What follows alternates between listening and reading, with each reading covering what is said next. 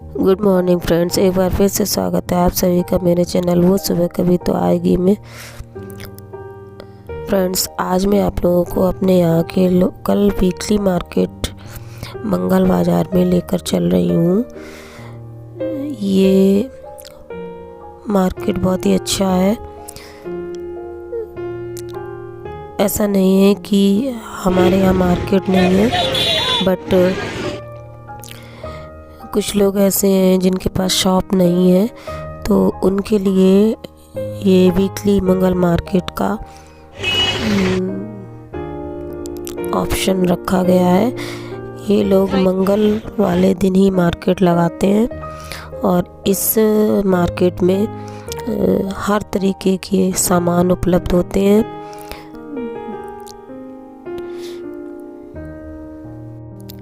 यहाँ पर घर गृहस्थी की सभी चीज़ें, किचन, जनरल स्टोर का सामान, कपड़े, बर्तन,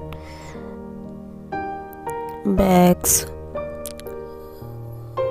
सब कुछ उपलब्ध है। A to Z जो भी यूज की चीज़ें होती हैं वो सारी इस मार्केट में मिलती हैं और बहुत ही रीजनेबल प्राइस पर। और फ्रेंड्स, क्वालिटी भी अच्छी होती है। तो आज हम कोर्ट से फ्री होने के बाद सीधे मार्केट ही निकल गए थे। मेरी फ्रेंड को कुछ लेना था, तो मैंने सोचा क्यों ना आप लोगों को भी इस मार्केट की शेयर करा दूं। देखिए फ्रेंड्स, ये वुलन की कुर्तियाँ,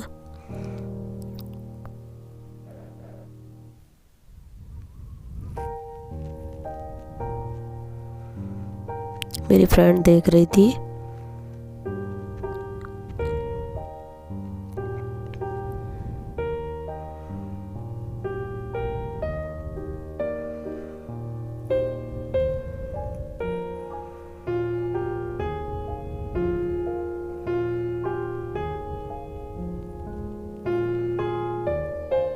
फ्रेंड्स, इस समय क्योंकि सर्दी का मौसम आ गया है, तो मार्केट में वुलन का काफ़ी वैरायटी उपलब्ध है। यहाँ इस समय कम्बल, गर्म चादरें, कवर और बच्चों के गर्म कपड़े।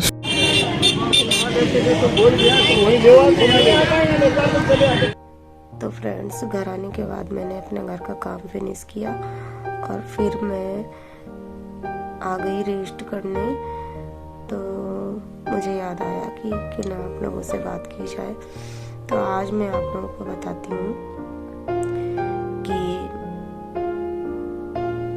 आफ्टर मैरिज मेरे साथ शादी में किस तरीके का हैरेसमेंट शुरू किया गया। फ्रेंड्स, जब शादी के बाद मैं अपने ससुराल पहुंची तो 2-4 दिन तो सब कुछ नॉर्मल लग रहा था, बट उसके बाद में जब मुझे रसोई छुला दी गई, तो जब मैं खाना वगैरह बनाने लगी तो मेरी वही महान ननद जिनको कल के ब्लॉग में मैंने आप लोगों से मिलवाया था, मेरी ननद जी मेरे रूम में जाने के बाद मेरी बनाई हुई सब्जी में कभी नमक ऊपर से मिक्स कराती थी, कभी मिर्च मिक्स कराती थी। फ्रेंड्स, आप लोगों को शायद यकीन भी नहीं आ रहा होगा मेरी इन बातों पर ये सब मेरे साथ हुआ है। बहुत दिनों तक तो मैं जान ही नहीं पाई थी कि मेरी सब्जी में ये कमियां क्यों हो जाती हैं। जब फैमिली के लोग खाते थे तो वो बोलते थे, कभी नमक ज़्यादा बताते थे, कभी मिर्च ज़्यादा बताते थे। मैं समझ ही नहीं पाती थी कि मैं अपने घर में भी सब्जी बनाती थी, काम करती थी, किचन का सारा खाना वगैरह बनाती थी, तब तो कोई कमी नहीं होती थी, पर यहाँ ऐसा कैसे हो जाता है। बट एक दिन मेरे हस्बैंड ने ही मुझे बताया कि देख, मैंने इसे देखा, ये तेरी बनाई हुई सब्जी में तेरे हटने के बाद ऊपर से मिक्स करती है और तेरी सब्जी खराब कर देती है, तो तू सब्जी अपने रूम में रख लिया कर जाके, जब किचन में रोटियां बनाने आया कर तब लेके आया कर साथ में। तब फ्रेंड्स मुझे ये जानकारी हुई कि ये, बट मैं फिर भी चुप रहती थी।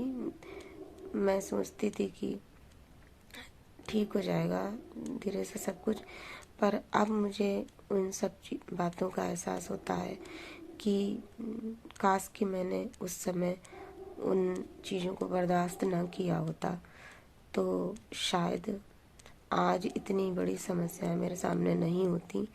फ्रेंड्स, मुझे एक बात समझ में आई कि अगर आपके साथ किसी भी तरीके का हैरेसमेंट हो रहा है तो आप जितना भी बर्दाश्त करेंगे उतना ही आपका हैरेसमेंट बढ़ता जाएगा। तो फ्रेंड्स, कभी भी अगर आपके साथ हैरेसमेंट हो तो मेरे ख्याल से तो उसका विरोध शुरू से ही करना चाहिए। ये सोचकर चुप नहीं रहना चाहिए कि सब कुछ अपने आप ठीक हो जाएगा। ऐसा सोचने से कुछ भी ठीक नहीं होता है और लोगों की हिम्मत बढ़ती चली जाती है और वो कभी नहीं सुधरते हैं, बल्कि वो अपनी हरकतें बढ़ाते ही चले जाते हैं। मुझे लगता था कि अगर मैं विरोध करूँगी तो मेरे हस्बैंड मेरे से नाराज़ हो जाएंगे, इसलिए मैं चुप रहती थी।